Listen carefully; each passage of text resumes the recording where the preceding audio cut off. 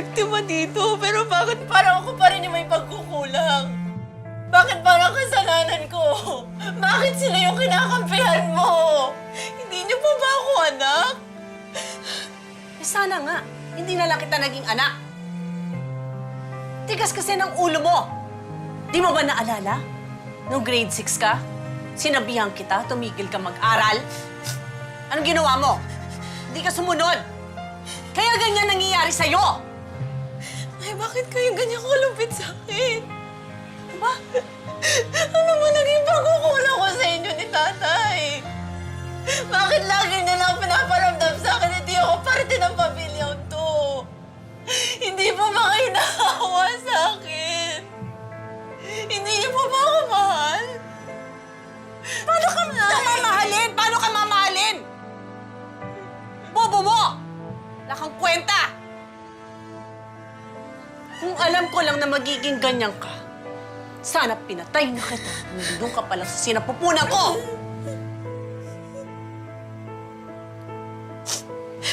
Kung ganito lang din ay siguro lalayas na lang ako. Hindi ko na lang ipagsisiksikan yung sarili ko sa pamilyang to. Ako pa tinakot mo? Ha? Ah, sige! Ang ganda ng idea mo na yan. Ikaw nagsabi niyan, ha? Talino mo talaga! Sige! Ngayon pa lang! To! O, ito na yung mga damit mo, ha? O, yan, ha? Yan! Kunin mo yan! Nay, hindi ko po sinasadya. Sige! Yan! Pulutin mo yan! Hindi ako Pulutin alis. mo yan, Nay, mga hindi damit ako mo! alis. Nay, Hindi ako pulutin mo yan. alis. Nay, hindi ako Oh, alis. talino mo eh! Kung ikaw nakaisip na gusto mo umalis, umalis ka! Natawarin na ako. Hindi po ako alis. Nay! Pulutin mo! Hindi. Sige, kunin mo yan! Nay, hindi na. Sige, sige, umalis ka dyan. Layas! Nay, maawa ka. Sorry na. Mayas ka!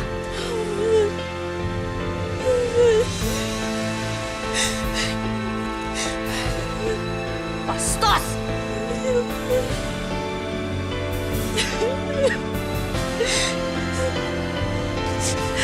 Hindi ko po alam ang saan ako pupunta. Naglalakad-lakad lang po ako doon sa city, yung tinatawag na Cebu City sa amin. That time po na nasalubong ko po yung tumulong sa akin, yung nagdala sa akin sa hospital. Eh doon po, dinala niya po ako at pinasok po niya ako sa bar po.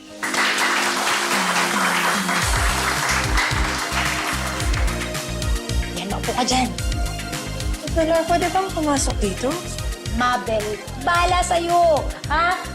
Ah, Eric, waiter, halika dito, dali. Anong ano yun? Waiter ka, di ba? O, kuha mo siya ng pagkain. Bilisan mo. Dali.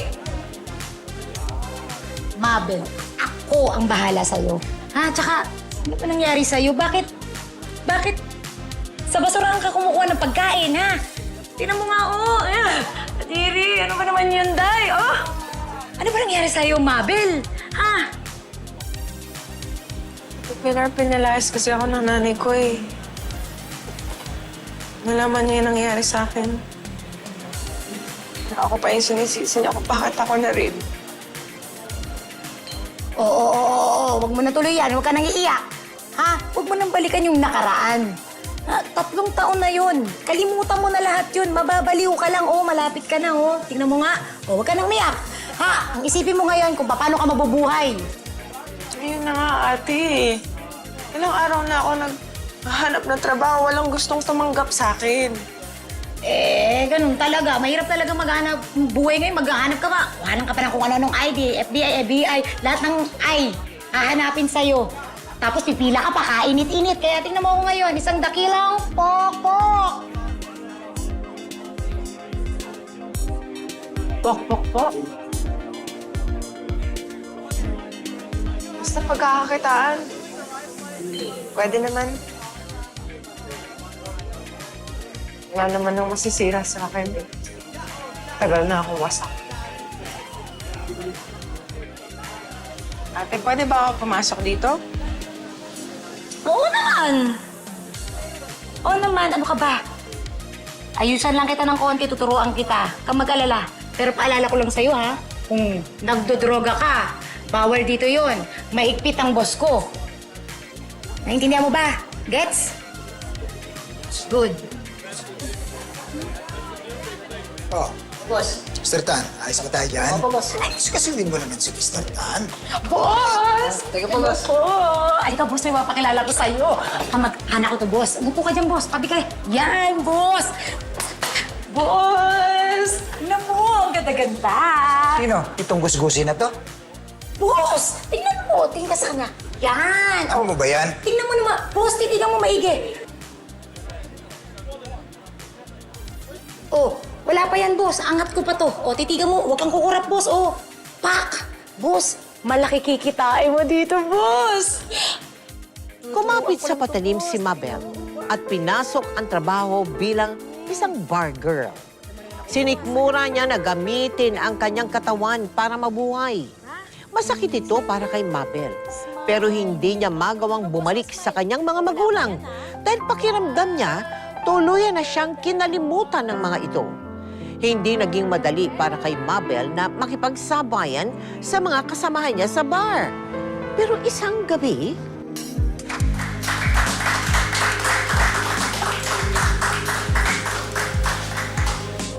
O ano? Handa na ba yung anak-anakan mo? Unang gabi niya ngayon, ha? Siguraduhin mo. Baka mamaya, tumiklop yan. Alam mo naman, ang pinakaayoko sa lahat yung maarte. Boss, alam ko naman yung mga gusto mo. Napakuluan ko na yan. Makapal na yung apog. Siyempre, ako nagturo eh. Sure yun, boss. Siguraduhin mo lang, Pilar. Baka mamaya, palpak yung Mabel na yan, ha? Tatadyakan ko kayo pareho palabas dito sa nightclub ko. Doon kayo sa basuran pupulutin.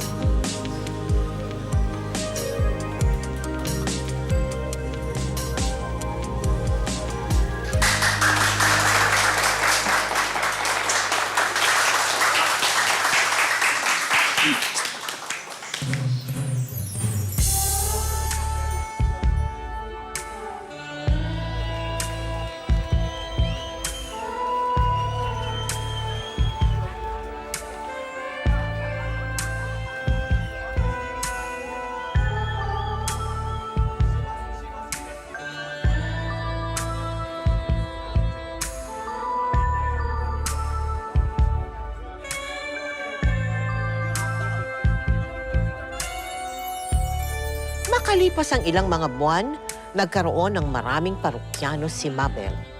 Nahumaling ang mga kalalakihan sa kanya dahil sa angkin niyang kagandahan. Hindi na niya naranasan na magutom at maghirap.